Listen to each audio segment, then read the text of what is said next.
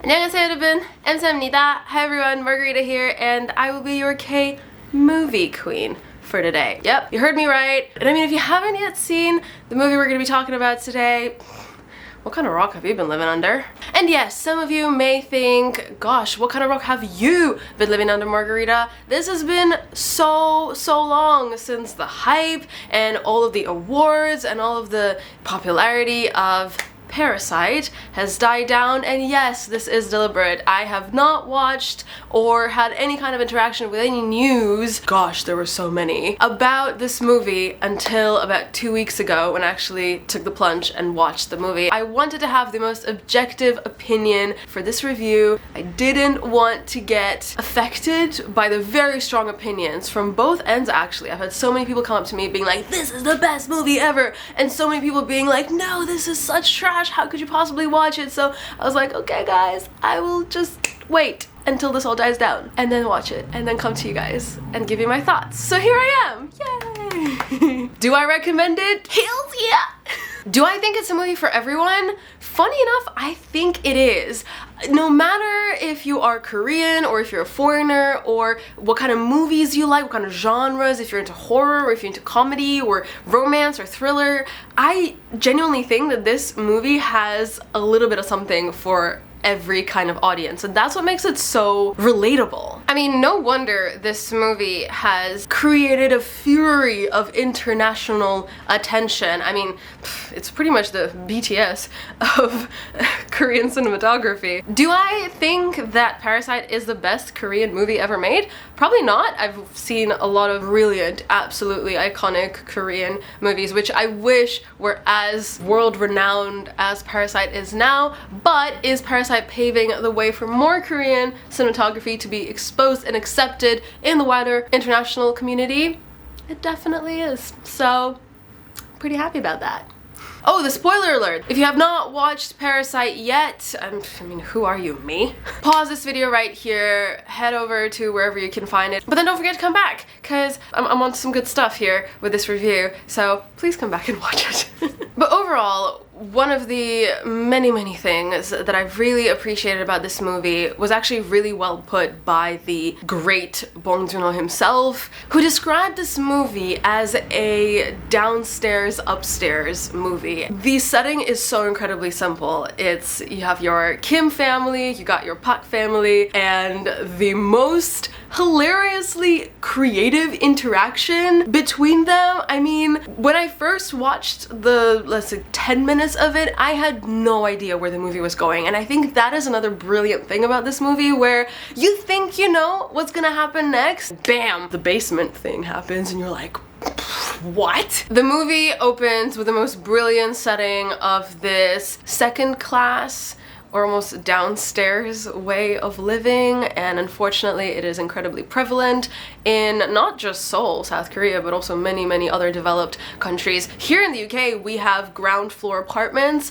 I can actually see a few right outside my window. I'm not sure if you guys can actually see it, but the difference between, I'd say, the half basements in Seoul and in London is that we have kind of a little garden. It's not really a garden because it's all concrete, but the street level is a bit separated from the basement level of old buildings, so even if nasty things are happening on the street, it is less likely to actually enter your apartment and the living, and this allows for windows to be regular size in those apartments to allow a bit more light as well. So we see this Kim family of a downstairs social class, and it's incredible the cinematography and the storytelling, where every little detail in the movie is like a little Easter egg. Like the amount of stairs that you have in the Park household, the actual incline that you have to go up to enter the beautiful house of the Parks, and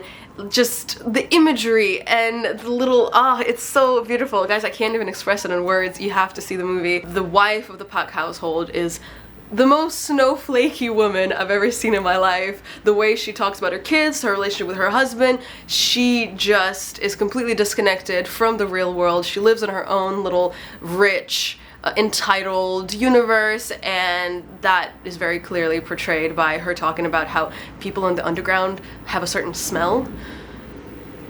okay? But essentially, in the first part of the movie, I'd say the first 1/3, you see this almost comedic, actually very funny, setup of how the Kim family goes about infiltrating and almost leeching off of the Park family, and it is brilliant, it is hilarious, it is the greatest con scheme of all times, I must say. And as a viewer, you catch yourself almost rooting for the Kim family. You don't feel like what they're doing is wrong, and I think it is exactly because of how their actions are portrayed in relation to the Park household. And that is precisely why the moment the Kim family encounters the old housekeeper and the husband that she's hiding, that's why this moment is that much more sobering, because of how much we were rooting for the Kim family to succeed and almost achieve their dreams and their hopes of not being poor anymore. But then the wife of the Kim household refuses to relate and help and understand the old housekeeper of the house when she's begging her to not rat on the husband that she's been keeping there for 4 years. And the Kim lady just goes like, how dare you say that I'm like you? How dare you think that we are on the same level, that we're sisters in need? And that is what in the end leads to the demise of her and her entire family, which also serves as a wake-up moment for us as the audience to be like, yeah, no, wait a second. These people were committing a crime. They were conning a family, they were stealing, they were lying, there was deception involved. Like, wow, they're actually bad people, but they didn't feel like bad people originally because of their downstairs background. To me, it's beautiful. It's like this beautiful mind game that Bong Joon-ho is playing with his entire audience. Ooh, by the way, Sun came out.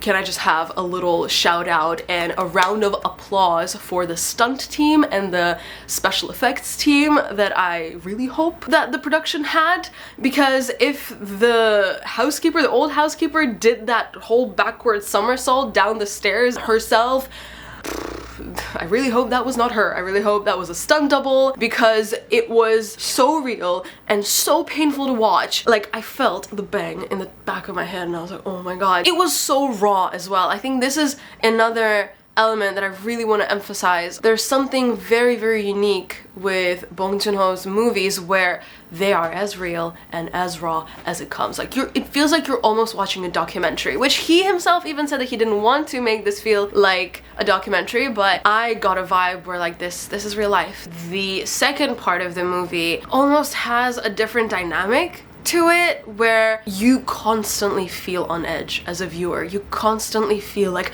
oh my god, they're gonna get discovered. Oh my god, what is going to happen with the carefully constructed and orchestrated world of the Parks when they realize what on earth is happening downstairs? And that feeling lasts all the way until the husband of the old housekeeper runs out with a knife onto this perfectly orchestrated and beautifully set lawn and just murders, what is it, Kijung? I think that was the name of the daughter of the Kim household. The craziest thing in that scene is actually not the killing itself, but the fact that the mother of the Park household sees her son kind of fainting and reacting to the scene and asking the driver, who's the father of the daughter who just got murdered, to drive her son to the hospital. It's that never-ending idea of servitude, in the fact that no matter what happens to you, you essentially can never escape it. And it's a very dark realization, and I feel like even though the ending is meant to be somewhat hopeful, to me the ending was absolutely devastating because it killed all hope. I was left hopeless and with a complete and utter reality check of, this is it, this is how life is and we can't escape. You can dream about getting a job and earning a lot of money and buying a house and just having your family be all with you, but how often does that really happen? If any of you felt a bit like, why did Kijung's father kill, not kill, but stab the father of the Park family? Well, it was that defiance. It was that hopeless feeling of like, I can't do this anymore. That was probably the most beautiful thing, a bit bloody but beautiful visualization of this societal struggle that I've ever seen in a Korean movie. One last thing I'll say about this scene before I move on to the ending is the little boy. I think the little boy has a lot more significance in the movie than we think, especially because of the fact that his mother thinks that he's some kind of genius, but also he's ill because he saw ghosts, where in reality he actually saw the inhabitant of the house, and the kid is the one who almost knows the real truth. As for the ending, I kind of touched up on this whole hope aspect in the end, where I thought it was brilliant of Bong Joon-ho to place the father, who's a runaway, into the basement of the house instead of sorry, I'm ill, the original inhabitant of that basement. It's almost this never-ending loop. I do like how in the end it was Kyo's narration where he was all hopeful about, you know, going to university and getting a degree and buying this house that his dad can walk up the stairs and be a free man and not worry about his social status. Do we think it's gonna happen? Nope. The ending left me feeling all sorts of ways. And I'm also very curious to hear how the ending left you guys. Please leave any and all thoughts that you've got from this movie in the comments. I will definitely engage with them. I really want to have a good discussion with you guys. And with that said, I'm pretty sure I've spoken about cinematography, which I thought was absolutely brilliant. Music, I mean, you know how they say when you finish a movie and you feel like you didn't hear any music in it, you almost didn't notice it. That is the highest praise any score writer for a film can get, because that means the music was perfectly infiltrated into the movie. As for the miscellaneous little things, I'm actually very curious what you guys thought about the rock that was gifted to Kyu by the amazing little cameo of Park Seo-joon, our favorite K-drama actor. But yeah, what did you guys think about its significance? I tend to extract way more meaning out of things than I should, so I'm gonna try and not to create any kind of theories or thoughts surrounding this rock, but I really feel like it has some kind of significance because of how Ki-woo was literally just like clawing to it. The only thing I can think about is that